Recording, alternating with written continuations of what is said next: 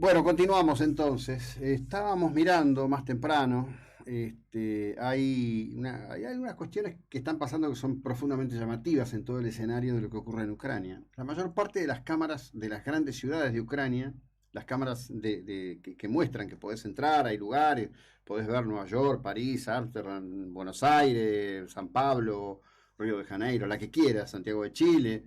Bueno, probablemente la mayor parte de nosotros nunca jamás se nos ocurrió entrar para mirar qué pasaba en Kiev o qué pasaba en alguna otra ciudad ucraniana. Lo cierto es que también están en ese mismo nivel y muchas de las imágenes que ustedes ven permanentemente están tomadas de esas cámaras, de los sistemas de control. Las estamos poniendo ahora en pantalla. Ustedes pueden apreciar ahí que, por ejemplo, en el caso de Kiev, en este momento, si a vos no te dicen que eso es Kiev, vos decís, bueno, nada, está todo bien. Sin embargo, veíamos y pusimos en imagen para ustedes en un bloque anterior la situación que se vive en algunos barrios donde la artillería rusa ha golpeado fuertemente. Y acá me quiero introducir en un tema, porque hace un instante en el corte, lo miré, hay un usuario de Twitter que pone imágenes del bombardeo a Bagdad. ¿Mm? Y en esas imágenes, ese bombardeo a Bagdad, que lo hace fundamentalmente Estados Unidos, bombardeo masivo, quien sube ese video dice, bueno, ¿y acá no morían inocentes? Claro que morían inocentes. Me voy a introducir un poco en este ríspido tema al respecto de esta cuestión. Toda cuestión que tenga que ver con la guerra es el drama extremo al que llega el hombre. El hombre como lobo del hombre. Vale la pena citar que somos la única especie que no tiene un depredador, ¿no? Somos nuestro propio depredador. Hay mucho escrito sobre eso. ¿Qué ocurrió cuando fue el tema de la invasión a Irak? El tema de la invasión a Irak estuvo precedido por lo que se llamó la tormenta del desierto, que en términos de los Simpson, como lo diría Bart Simpson, fue una guerra buena, ¿no? Una guerra donde el que actúa, el que lleva el discurso, es el bueno, es el que está en condiciones de decir, bueno, yo te voy a matar, pero mis razones son buenas. ¿Sí? La cuestión es, ¿por qué la baja empatía? Hablemos de los argentinos. Hablemos de nosotros. ¿Por qué la baja empatía con respecto del tema de lo que ocurrió allí? Bueno, en principio porque se entendía, primero, que el régimen de Bagdad era un régimen criminal. Efectivamente, el régimen de Bagdad de Saddam Hussein era un régimen criminal. El primer lugar en donde son criminales los regímenes es con su propio pueblo o con los propios pueblos a los que tienen dominados. Este es un primer dato.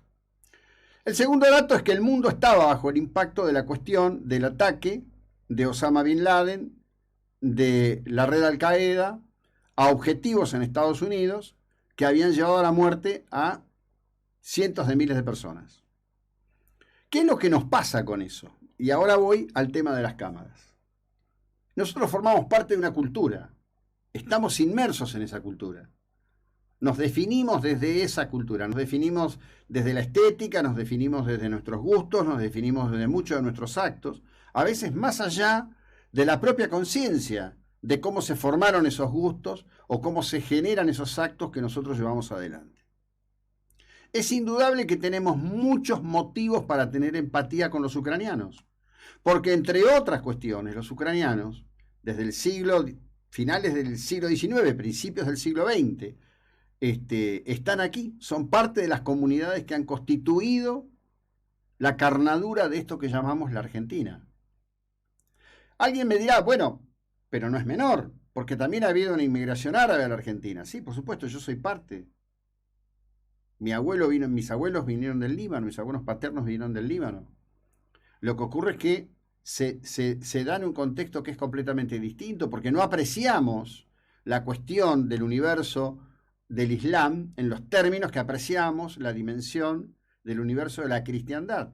No importa cómo te pares vos frente a la iglesia, ¿no? Hay una frase extraordinaria de Jean Lartegui, una de tantas, escritor francés de textos increíbles, que dice, habla de un personaje en particular, y dice de él, era un hombre típico de un pueblo de las montañas de Francia, que puteaba a Dios y a los curas mientras su esposa y sus hijas sostenían a la iglesia.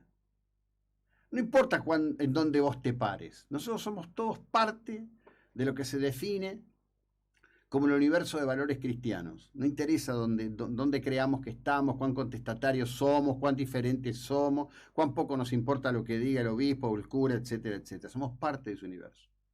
Y ahí es donde nace algo que es muy difícil de deconstruir, aunque años de acción del comunismo, de propaganda soviética, de larvada búsqueda de destrucción del concepto de familia no han podido derribar.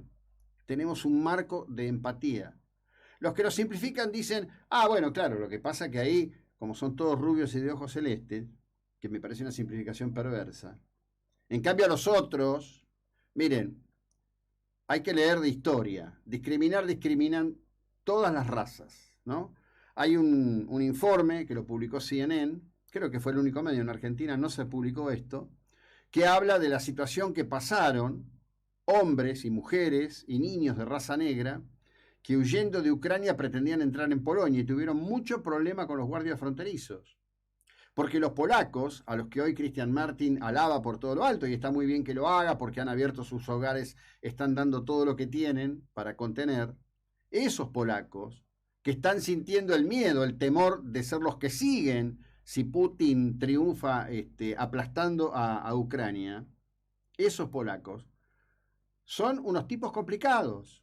Polonia es un país complicado que tiene una raíz católica tan fuerte, tan fuerte, que el gobierno que está hoy en Polonia, que es un gobierno de expresada profunda fe católica, va con los pasos para atrás en el sentido de muchas de las libertades conquistadas por la sociedad polaca en los últimos años, poniendo incluso en tensión la misma cuestión de independencia del Poder Judicial. Tienen situaciones bastante parecidas a las nuestras en muchos sentidos. Y es una nación que todavía hoy resiste y no reconoce su participación en los hechos que tuvieron que ver con el exterminio de los judíos. Todos tenemos contradicciones, pero tenemos a su vez un marco de empatía muy fuerte con esto que está ocurriendo, porque además esta es la primera vez que la guerra no puede ser intermediada. Esta vez la verdad no está siendo secuestrada por el poder de los estados en nombre de las condiciones de la guerra. Y esto está generando un estadio completamente nuevo. Por supuesto que junto a lo mejor también pasa lo peor, obviamente, todo el tiempo, esa es la condición humana. Los que dicen, bueno, pero ahora están preocupados, pero antes no estaban preocupados. Bueno, está ubicado en el sentido de lo correcto y de lo incorrecto, de lo que te toca y lo que no te toca. Es profundamente humano. Me cuento entre aquellos y puedo ofrecer como testimonio a mis editoriales en Noticias y Protagonistas, explicando semana a semana cómo era la construcción de la invasión de Irak, que está demostrado se hizo sobre falsas bases, que fue una invasión innecesaria y que desató y construyó las bases para la hordanía de locura y de terror que han pagado los pueblos islámicos a manos del Daesh y a manos de otros grupos violentos que operan en esa región. El precio en sangre, en vidas, en destrucción, lo han pagado todos esos pueblos, desafortunadamente.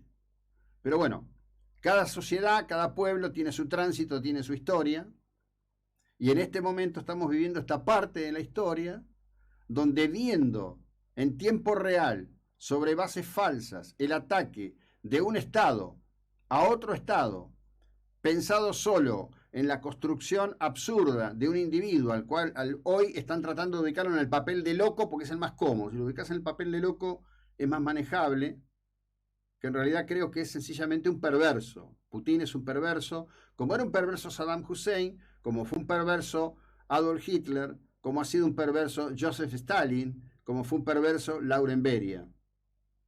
Se trata de sociedades y en este momento globales que están buscando aprender a avanzar para vivir cada vez más en paz. Hace minutos el canciller ruso, el señor Lavrov, dijo que cuando habla de armas nucleares lo dice porque Estados Unidos y la Unión Europea están pensando en usar armas nucleares. Otra mentira, probablemente dirigida a buena parte de su propio auditorio en su propio país, pero que no cierra absolutamente por ningún lado. En el día de hoy, como dato puntual, comienzan a llegar los misiles Stinger norteamericanos a manos del ejército ucraniano, están ingresando vía Polonia. Es probable que si el asalto a Kiev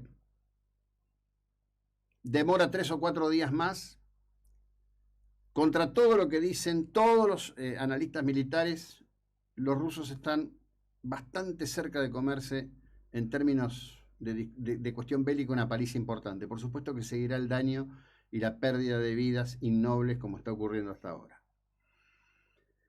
Esto, voy a cerrar el bloque con esto, sé que les va a molestar, pero bueno, es parte de la realidad. Ayer el diputado Luciano Bugallo en un momento fue fotografiado, estaba sentado en su banca, Kicillof hablaba, y Bugallo en el celular aparentemente miraba una página de cocina, tratando de aprender, supongo yo, a hacer un flan, ¿no? Y le preguntaron, dice, ¿usted está mirando? Y sí, yo puedo hacer varias cosas a la vez. Dice, puedo mirar esto, puedo escucharlo a Kicillof, que hace 3 horas que habla, y también puedo contestarle a los periodistas. Bueno, esto es un parrafito de Kicillof. Yo felicito a todos y cada uno de los legisladores de la provincia de Buenos Aires que soportaron esas 3 horas de este diletante absolutamente insoportable, al cual un empresario alcahuete de acá de Mar del Plata elogió por todo lo alto hace 48 horas en otra radio, en Brisas concretamente.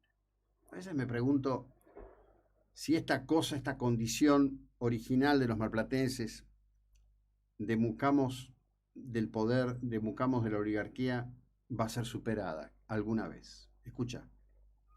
A los que dicen que no hubo clases durante la pandemia porque no había presencialidad, vayan a decírselo en la cara a nuestros miles y miles de docentes.